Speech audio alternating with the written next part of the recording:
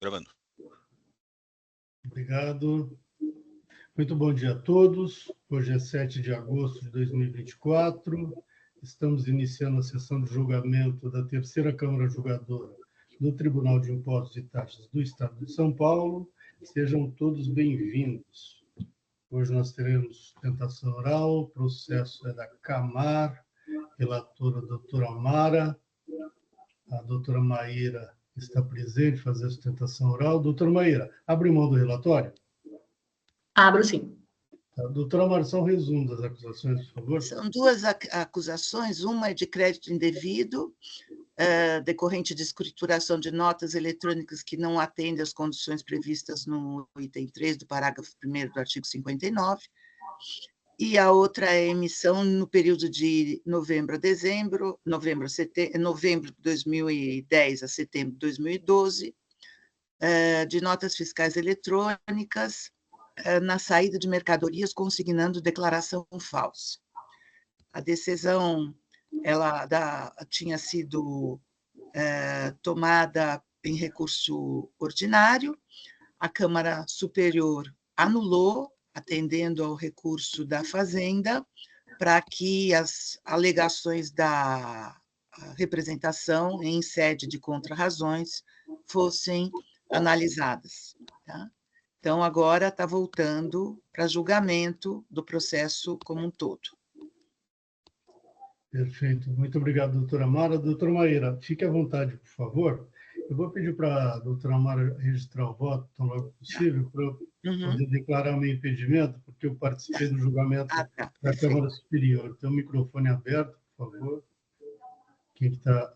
Patrícia, acho que é o seu. Doutora Patrícia, o microfone seu está aberto. Estou ouvindo barulhos. Sim, então tá. Isso, obrigado. Pronto, já registrei, então, Mara. Muito obrigado, doutora Mara. Doutora Maíra, por favor, agora sim, vamos lá? Vamos. Bom dia a todos. Primeiramente, um prazer estar aqui com vocês. Apesar de ter voltado por nulidade da ausência de análise do item 18 das contrarrazões da Fazenda, ao nosso entender, ao entender da recorrente, em nada muda o fato da boa-fé demonstrada pela recorrente durante todo o procedimento, tanto na fiscalização, que nós fomos o tempo inteiro falando com o fiscal, demonstrando, olha, quer olhar extrato, olha, quer olhar isso, pode olhar, ficar à vontade, demonstramos todos os comprovantes de pagamento, demonstramos o transporte da mercadoria, a legitimidade de representação do sócio da Pickel, né, que é a empresa que a gente trabalhava anteriormente. Então, assim, ficou demonstrado durante todo o procedimento a boa-fé do contribuinte. E isso, mesmo com a reanálise do caso, entendemos que não muda. De fato, teve a boa-fé do contribuinte, a empresa era idônea na época, ela só se tornou inidônea posteriormente, aquele caso até que o Dr. Jailson estava falando aqui no começo, olha, o tempo inteiro a empresa demonstra a boa-fé dela, e depois o fisco vai lá e diz que não, que a outra empresa não era, que a outra empresa era inidônea, e aí fica um pouco complicado para a empresa que está trabalhando no dia a dia ficar se certificando posteriormente, né? Porque a época da realização das transações, a outra empresa estava tudo ok. E aí depois acontece tudo isso. Mas o foco a empresa demonstrou o registro das operações e a comprovação do pagamento, demonstrou o transporte das mercadorias e a legitimidade de representação do sócio. O item 18 das contrarrazões, ele diz que existem 42 operações que representam um percentual de 14% de todas as outras operações, 42 notas fiscais que ele entende que há, como é que eu vou dizer, um conflito na apresentação dos documentos, na apresentação dos comprovantes de pagamento. Ao meu entender, havendo um conflito, ou qualquer que se baixe em diligência, a gente novamente apresenta os comprovantes que se façam necessários, apesar do tempo, porque nós estamos em 2024 falando de um processo de 2010, mas ainda assim a empresa é capaz de demonstrar a sua boa-fé e a comprovação dos pagamentos. Posto isso, se vocês entenderem que não são suficientes para demonstrar, se todos os documentos juntados nos autos não são suficientes para demonstrar a boa-fé, e que de fato houve né, que de fato tem comprovação do pagamento, a gente requer ao menos a comprovação da boa-fé parcial, que já foi reconhecida diversas vezes pelo TIT, das operações, mesmo esse suposto conflito sendo de 14,74% das operações da fiscalização. Então, se entender que não há uma boa-fé completa, que há uma boa-fé ao menos parcial do contribuinte. É isso. Muito obrigado, doutora Maiara. Doutora Mara, eu estava confundindo os nomes, Maiara e Mara. Doutora Mara, algum questionamento da doutora Maiara? Não, obrigada. Muito obrigado. Doutora Patrícia, representação fiscal, algum questionamento à patrona? Microfone. Não, também não. Muito obrigado. Obrigada. Doutor Alexandre? Nenhum, presidente. Muito obrigado. Doutor Paulo? Nenhum questionamento, presidente. Muito obrigado. Eu também não tenho questionamentos e nem poderia ter, porque eu sou impedido, como eu já disse, nesse caso. Doutora Mara, por favor. Bom, inicialmente sustenta a recorrente, em sede de preliminar, que o AIN seria nulo por deficiência de prova sobre inidoneidade do destinatário, uma vez que não foram juntados aos autos os PCNs completos para evidenciar a idoneidade dos destinatários. Embora entenda que esta matéria já tenha sido ventilada no primeiro julgamento, ela não foi decidida, dado que os votos tomados o foram pelo mérito e não houve consenso sobre a nulidade do AIN por esta deficiência de provas. Isto porque a proposta inicial era de que o julgamento teria que ser convertido em diligência para se suprirem as faltas graves de deficiência de provas, mas essa diligência restou superada porque houve pronunciamento em voto de preferência sobre questão de mérito, que entenderam que teria havido a prova de que as operações ocorreram. A decisão foi anulada pela Câmara Superior, que entendeu que a decisão não teria sido motivada e que as alegações da douta representação fiscal, em suas contrarrazões, não teriam sido analisadas. Pois bem, a devolução foi para que nova decisão fosse proferida para se analisar novamente as provas dos autos e, nesse sentido, entendo que a devolução não é apenas de mérito, mas também em relação às preliminares de deficiência de provas da acusação. E as preliminares também dizem respeito com a prova que a própria decisão superior determinou que fosse analisada. Pois bem, esta Câmara, assim como eu, tem julgado que, quando o fiscal autuante não traz ao processo as provas essenciais à demonstração da infração, há nulidade insanável, posto que não houve o cumprimento do artigo 142 do CTN. Assim, muito embora alguns julgadores muitas vezes convertam julgamentos em diligência para a juntada de provas que deveriam ter vindo com a autuação, eu não entendo desta forma e continuo julgando no sentido de que a falta de comprovação da autuação pela não juntada de prova essencial torna o AIN nulo, não sendo válida a tentativa de saneamento do processo, se autorizando o fisco a remendar o que deveria ter sido feito no começo, uma juntada de prova condigna e perfeita. No caso presente, a ilustre AFR, que lavrou o auto de infração ora impugnado, no que diz respeito ao item 1 do AIN, fundamenta sua conclusão no processo de nulidade de inscrição estadual conforme GEDOC, assim como pelas cópias do processo de nulidade da inscrição estadual, este último argumento também repetido para lastrear a infração apontada no item 2. A detida análise dos autos deste processo administrativo dá conta, sem margem de dúvidas, que tanto o expediente GEDOC tal quanto o próprio procedimento administrativo de constatação de nulidade de inscrição estadual, aos quais se referiu a ilustre AFR para fundamentar suas conclusões, não se encontram anexos em suas íntegras nestes autos de processo. Há apenas algumas partes de interesse, a linha de raciocínio defendida no AIN, reproduzidas em folhas tais e tais, as quais, no entanto, não permitem se aquilatar com precisão se o procedimento administrativo de constatação cumpriu minimamente as exigências legais contempladas na legislação tributária, especialmente nos artigos 37 e seguintes da Portaria CAT 95/2006, que, muito mais que exigir sua instrução com a declaração de não localização de contribuinte, impõe o dever normativo dele se acompanhado de todos os elementos de comprovação e juntada de documentos pertinentes para aquela formação de juízo de convencimento. Prescrevem os artigos 142 e 34, 3 e 5 da Lei 13.457, que as provas devem instruir o lançamento fiscal de forma a comprovar a infração praticada. Aí eu transcrevo ambos os artigos, mas não é só. O Decreto 54.486 de 2009, que regulamenta a Lei 13.457, que dispõe sobre o processo administrativo e dá outras providências, em seus artigos 75, 76, 78, 83, 99, que dispõe sobre incorreções, omissões, expressamente diz, e aí eu transcrevo. Contudo, temos que as provas que digam respeito à própria autuação e à sua juntada só podem ser feitas em momento próprio, ou seja, no momento do auto de infração, e não podem ser juntadas a posteriori, devendo obedecer por ser lançamento de ofício, o artigo 142. E para que tal prova possa ser admitida, deverá haver justificativa para sua juntada, o que no presente caso não existe.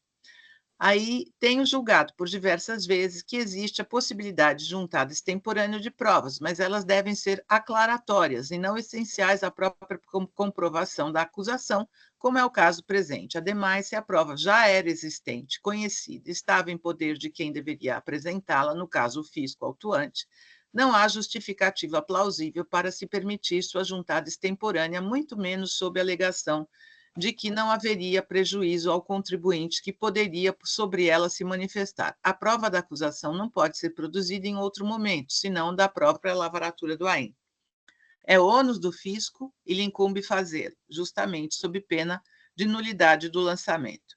E aí eu transcrevo alguns autos de infração que eu já votei nesse sentido. Portanto, deixo de analisar as demais alegações, tanto em forma de preliminar como de mérito das autuações, porque entendo que a falta de juntada da integralidade do PCN, o que possibilitaria comprovar se há, de fato, prova de idoneidade dos destinatários em questão para se declarar a idoneidade dos documentos e, portanto, exigir-se a penalidade da recorrente.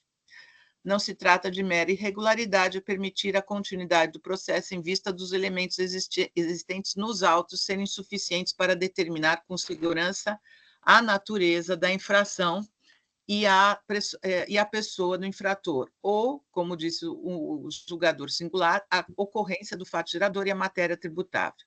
A constatação quanto ao alegado é ainda feita através de detalhada análise dos documentos encartados às folhas tais e quais, de onde se abstrai, a título de exemplo, que a declaração de não localização de folhas tais, por razões ignoradas e impossíveis de serem aferidas pelos documentos existentes nos autos, substituiu outra de 24 de 4 de 2014, que não há qualquer menção ao resultado do pedido de verificação fiscal, PVF, de folhas tais, que o relatório fiscal de informações de folhas tais afirma ter realizado uma diligência no endereço da empresa informado no CADESP, cito a rua tal, onde teria sido constatado que o imóvel consiste em um salão que, no momento da visita, encontrava-se vazio, mas não há nenhum relatório fiscal nesse sentido nos autos.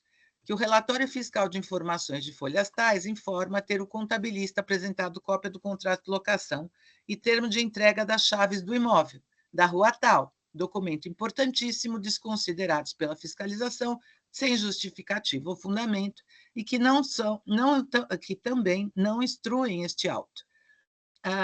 Que o relatório fiscal de informações de folhas tais informa ter o contribuinte Pickel entregue as GIAs no período de 2010 a 2012, mas tais documentos também não foram trasladados em cópias para estes autos. A questão, por outro lado, não deriva para a apreciação do expediente GEDOC número tal e no ulterior procedimento administrativo de constatação de nulidade, como tentou fazer crer o julgador singular, em clara tentativa de desfocar o ponto central da discussão. Com razão recorrente, quando afirma que a recorrente não se conforma por flagrante prejuízo que lhe está sendo cometido no fato de todo o raciocínio silogístico que resultou do AIM ter tomado por premissa e o sobredito expediente número tal, e no ulterior procedimento administrativo de constatação PCN, os quais, no entanto, não fazem parte na íntegra do AIM. Por este motivo, entendo que existem irregularidades insanáveis na constituição do presente AIM, dado que não houve a juntada das provas essenciais à constatação da infração, como requer a legislação acima mencionada. Isto posto, conheço e dou provimento ao recurso ordinário do recorrente, para tanto, julgo AIM nulo, ressalvando-se ao fisco nova atuação, caso ainda dentro do período decadencial, dado que não se está aqui julgando o mérito da infração cometida, mas apenas a deficiência do AIM lavrado. Caso vencida, reservo-me o direito de reexaminar posteriormente o mérito. É como... Muito obrigado, doutora Mara. Em discussão, doutor Paulo. Eu tenho uma posição diferente quanto à necessidade, à apresentação de integral do PCN, até mais porque eu entendo que não pode ser, a gente não pode constituir o PCN em sede de contencioso administrativo. Então, o PCN tendo ocorrido, é o que basta para gente, para ser como prova. Se eu entendo toda a posição da doutora Mara, e pode haver indicações que poderiam ser questionadas do PCN, se isso aconteceu, deveria ter sido feito o procedimento administrativo para contestar o PCN no momento oportuno, não no contencioso. Dito isso, fico aqui, como o Belmar está impedido, eu iria pedir vista desse processo. Se o Alexandre for acompanhar a doutora Mara, por celeridade, eu vou fazer uma preferência curta falando isso, né? Porque eu vou restar vencido, então daí eu não tiro em vista, não vamos ficar atrasando o processo. Doutor Alexandre. Assim, eu entendo que PCN é, sim, prova essencial. É prova do fisco, né?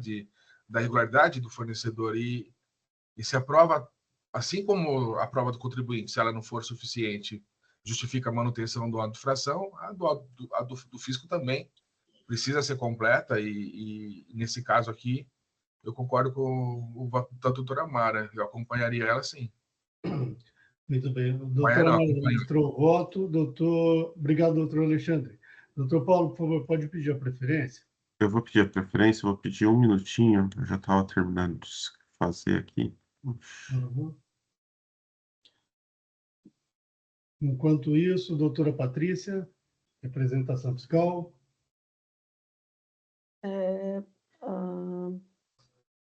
Acho que não resta muito o que a representação fiscal falar, né? A gente já tinha falado nos autos, inclusive levantando as questões atinentes ao mérito, né? Então, acho que não tem mais o que falar nesse caso. Agradeço, Belmar. Obrigado, doutora Patrícia. Doutor Paulo. Segundinho só, presidente. Concedida já a referência.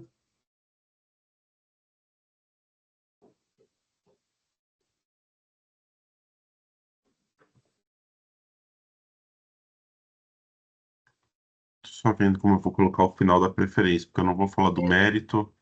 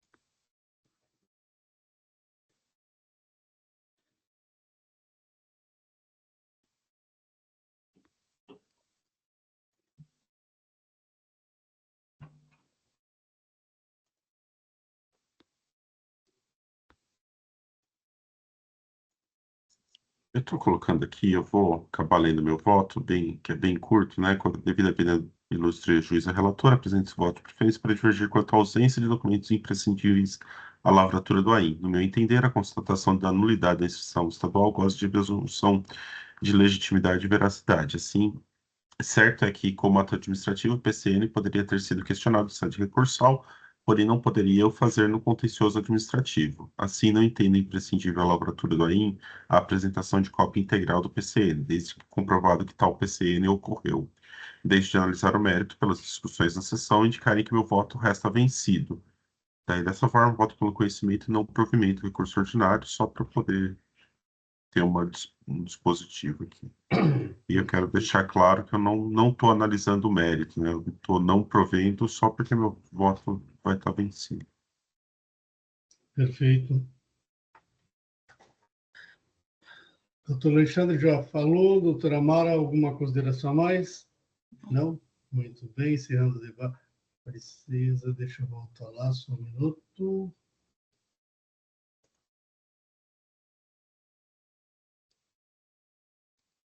Encerrando os debates. Quórum.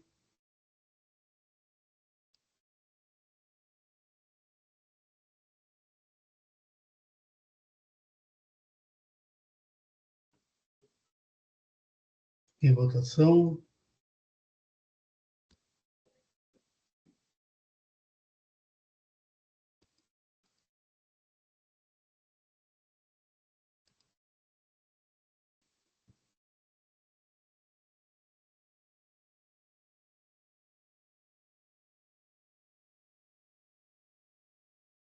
Ai, que estranho isso daqui. Eu me declarei impedido, efetuando a declaração, está pedindo o meu voto. Não posso.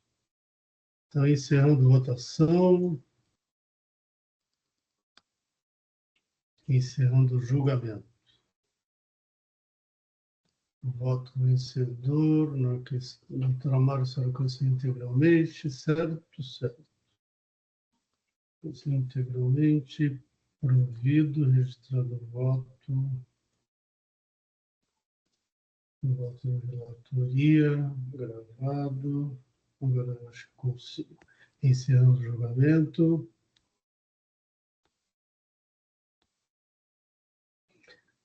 Muito bem, doutora Maiara. Então, foi dado provimento ao recurso ordinário.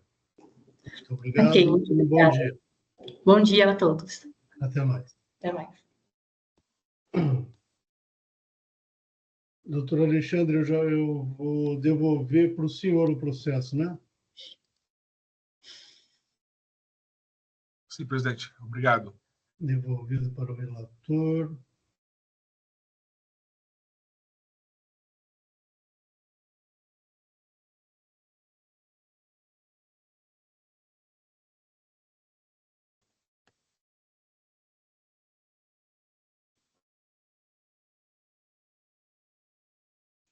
Está lento.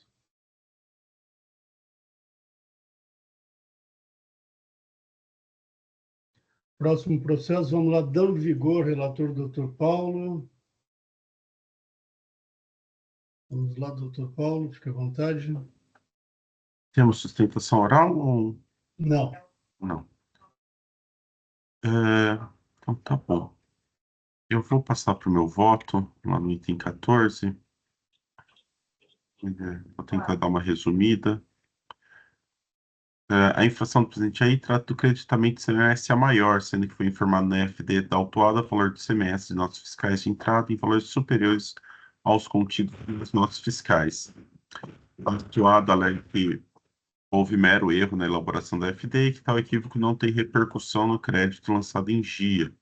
A autuada também apresenta um livro de registro de entradas que seria condizente com seus lançamentos. Ocorre que o livro de registro de entradas apresentado pela recorrente não reflete sua EFD, assim deve ser considerado como documento interno da autuada sem grande valor probante.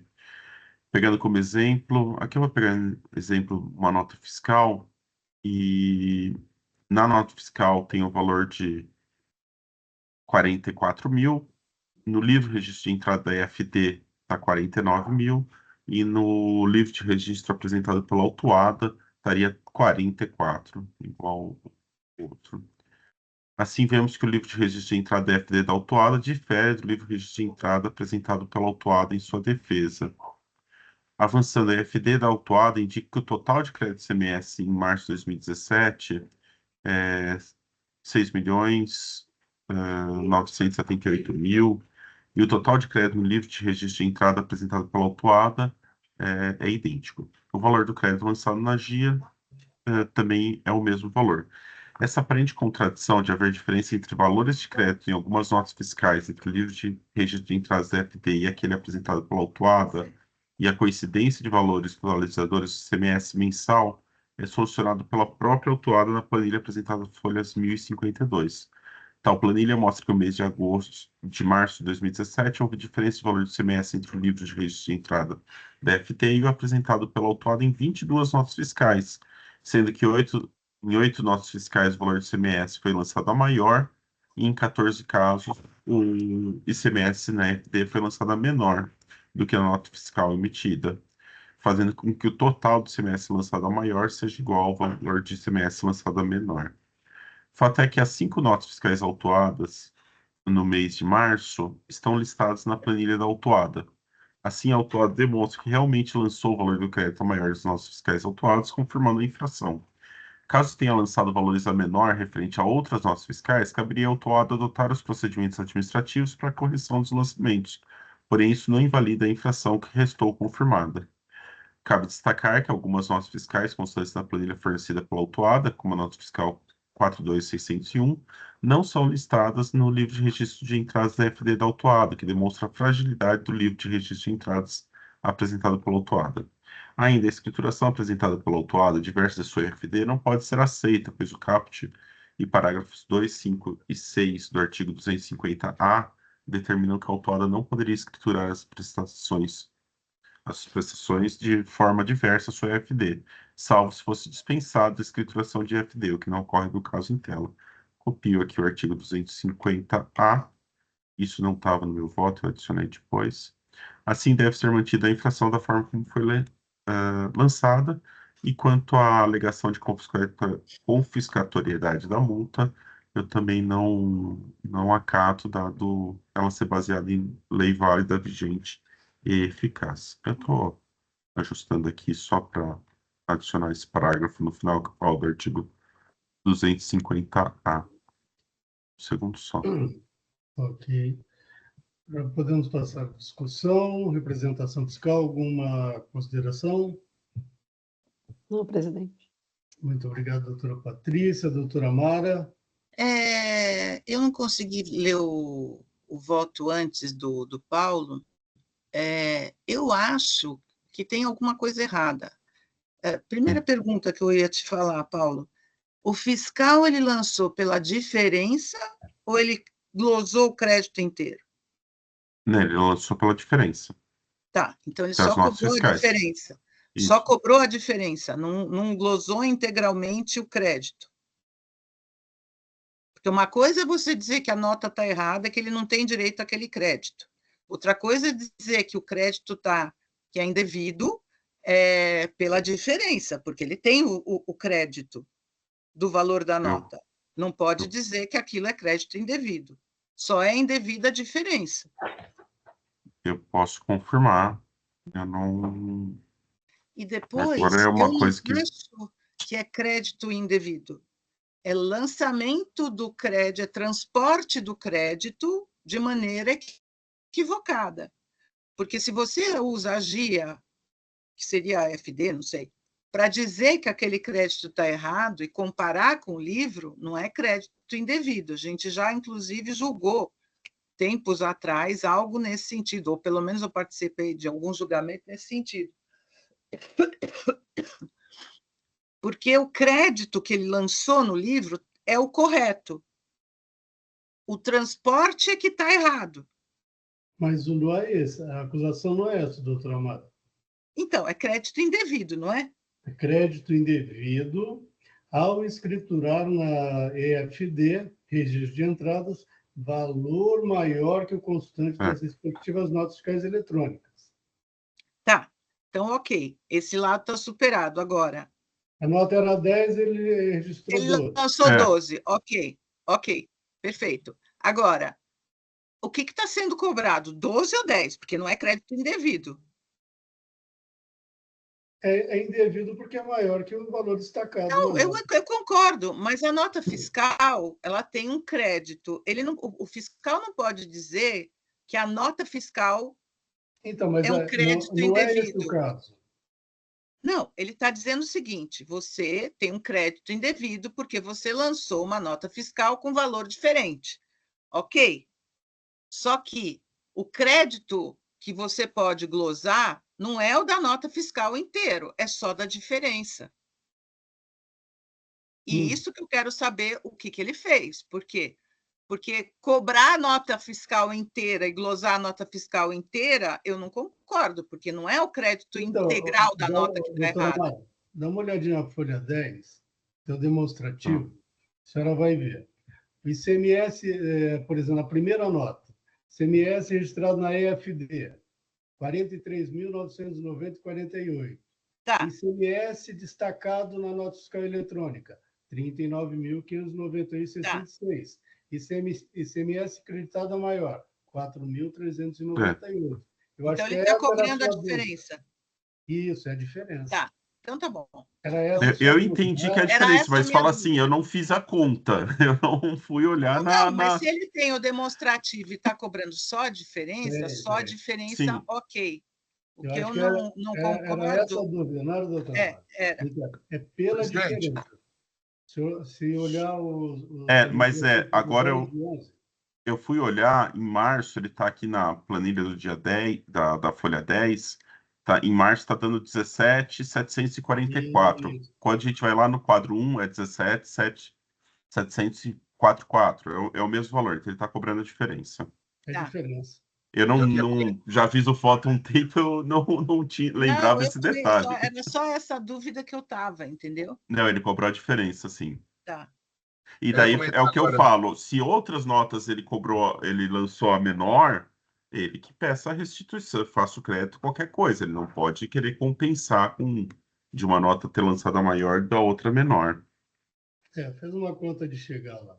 É, Enfim, Também não sei por que ele fez a conta de chegar, era só corrigir. muito mais simples. não sei. Aí eu. Enfim, vai entender. Não, aí eu concordo, tudo bem. Mais alguma dúvida, doutora Mara? Não, desculpa, só queria saber essa. Imagina. Não tem que pedir desculpa. Não tem que... Não, é Falou. porque eu entendi que era a GIA que ele estava usando de diferença, né? E a Não, UFD, na demonstração verdade, é o livro de lançamento, é o livro de registro de entradas e de saídas. entrar. Então, tá bom. Isso, É. isso. Beleza, ok. É o que está no demonstrativo ali, hein? Isso, Se estiver errado, no perfeito, demonstrativo. O perfeito. microfone, doutora Mara. Doutor Alexandre, Eu acompanho o voto do relator. muito obrigado. Eu também acompanho o voto do doutor Paulo. Está registrado já, encerrando debates. Quórum.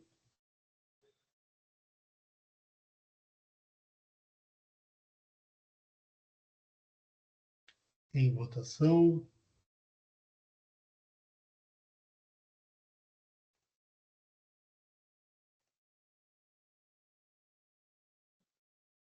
Encerrando votação. Encerrando o julgamento. O próximo processo, eu sou relator, é TNL Indústria Mecânica Limitada. O voto já está disponível no empate, mas eu antecipei para todos os membros da Câmara também. Aqui o recurso é muito simples e quase inexistente. Vamos lá.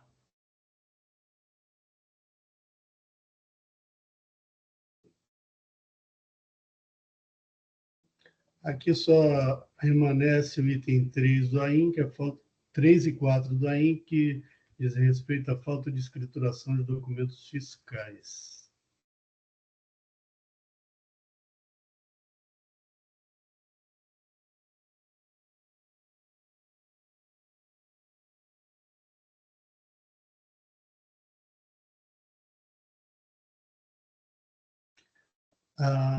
Esse processo já esteve na 8ª Câmara, converteu um julgamento em diligência, para que fosse juntado aos os autos de decisão judicial relativamente à notificação do contribuinte via DEC ou diário eletrônico. A Justiça concedeu que ele fosse notificado via DEC. Isso foi resolvido, foi superado, então eu já vou até passar adiante. E digo que não há controvérsia quanto ao fato de que a autuada deixou de escriturar os documentos fiscais eletrônicos que tratam os itens 3 e 4 do AIM, pois ela mesma admite tais fatos. Em seu recurso, a recorrente limita-se a alegar que, antes do julgamento da defesa, foi incluída no programa nos conformes, recebendo autorização automática para a retificação amigável de sua escrita fiscal, que teria sido realizada, a qual teria sido realizada através do envio de arquivos FD dos períodos de junho de 2013 a fevereiro de 2018, abrangendo os períodos relacionados no presente AIM. Diz ainda que a autorregularização da escrita fiscal revogou tacitamente o lançamento tributário realizado pelo AIM e que, ao fato concreto, são aplicáveis as alíneas A e B do inciso 2 do artigo 106 do CTN, que autorizam a aplicação retroativa em caso de lei posterior, deixar de definir um ato como infração ou deixar de tratá-lo como contrário a qualquer exigência, etc. E tal. Aqui eu faço um cronograma, uma pequena cronologia. Eu vou pedir para vocês olharem aí no EPAT, que a imagem que eu vejo é um pouquinho diferente, se dá para ler. Eu creio que dá para ver as datas, certo? Dá sim, tá fácil. Tá, perfeito. Para que isso? Para dizer quando foi lavrado o auto, quando foi a apresentação da defesa, quando surgiu o programa nos conformes, com a aprovação da Lei Complementar 1320 de 2018, tudo isso depois da apresentação da defesa, inclusive. E vou direto. Em seu recurso, alega que, por conta da autorização recebida, teria retificado a sua FD. Porém, as folhas 330 e 331 e 23 de janeiro de 2023, por ocasião da entrega dos documentos solicitados na diligência, de folhas 318 e 320, a recorrente admite que não se autorregularizou, porque teria sido impedida, abre aspas, tendo em vista que na decisão do julgador não foram considerados para avaliação os avisos recebidos pelo contribuinte através de seu domicílio eletrônico. No ponto, a recorrente revela-se contraditória, porque alega em seu recurso que teria retificado a sua FD do período a que se refere, por autorização do programa nos conformes, e em momento posterior alega que não fez, que não se autorregularizou. Tal comportamento contraditório aniquila a tese recursal e encontra óbice no princípio nemo potest venire contra facto próprio, pois o nosso direito repudia o comportamento contraditório das partes, estando certo que a autuada não escriturou as operações de entradas tratadas nos itens 3 e 4 do AIM, motivo suficiente para se manter tais acusações fiscais. Por tais razões, afasta-se também a alegação recursal de que a autorregularização da escrituração fiscal revogou tacitamente o lançamento tributário, notadamente porque a autuada não se autorregularizou no prazo, ou seja, até 5 de 10 de 2018, prazo esse que lhe foi concedido na autorização conferida no âmbito do programa nos conformes, conforme ela mesma admitiu, a folha 331, assim como não comprovou nesses autos tê-lo feito até o presente momento.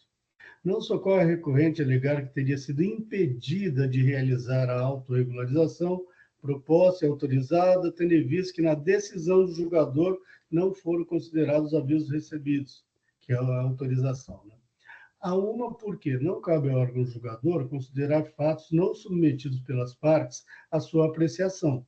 Se a autuada não levou a conhecimento do órgão julgador ACO a informação sobre a autorização recebida para se autorregularizar, então não era dever do órgão julgador se manifestar sobre tais fatos não trazidos aos autos.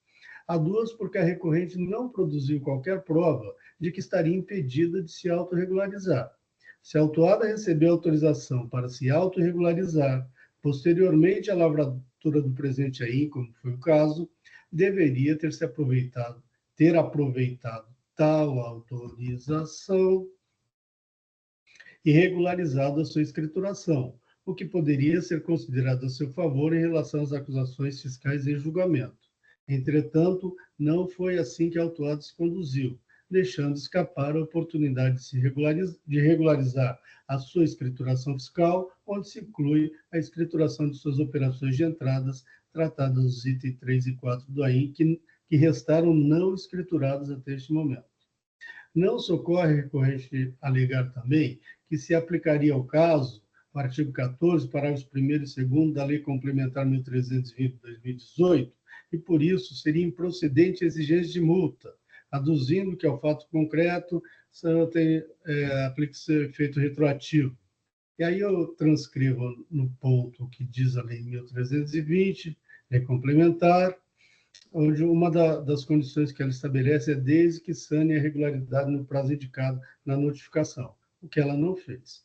De onde se vê que no ponto alegado, a Lei Complementar 1320 não deixou de definir qualquer ato ou fato pretérito como infração, assim como não deixou de tratar qualquer ato ou fato pretérito como contrário a qualquer exigência de ação ou omissão. Limitou-se apenas a ampliar o rol de privilégios conferidos aos contribuintes quanto à sua regularidade fiscal, pondo-os a salvos de penalidades, porém, com a condição expressa de que a irregularidade seja saneada no prazo indicado na notificação fiscal. Entretanto, reitere-se, a autuada não comprovou nesses autos ter saneado as irregularidades de sua escrituração fiscal, conforme já exposto, não estando ela, portanto, a salvo das penalidades sob os fundamentos trazidos.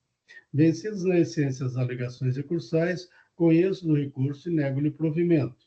Observe-se que as notificações de intimações à autuada deverão ser feitas via DEC em razão de decisão judicial de folhas tais. É como voto, senhores. Em discussão, representação fiscal. Nada a comentar. Desculpa, doutora Patrícia. Não tenho nada a comentar. Obrigado, doutora Mara. Está no mudo, Mara. Estava tentando desligar o mudo, passou para outra tela. Acompanho. Muito obrigado, doutora Mara.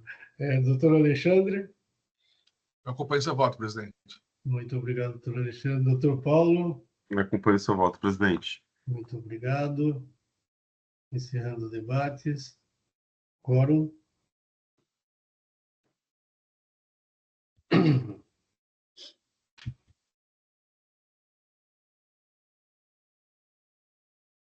Em votação.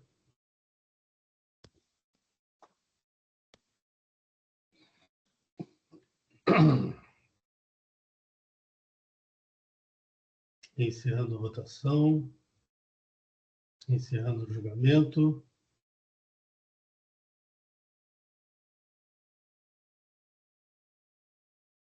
E assim concluímos a nossa pauta de hoje. Estamos encerrando a sessão de julgamento da Terceira Câmara Julgadora do Tribunal de Impostos e Taxas do Estado de São Paulo. Hoje é dia 7 de agosto de 2024. Muito obrigado a todos que nos acompanharam. Até uma próxima. Tenham todos um bom dia. Doutor Jailson, podemos encerrar a live?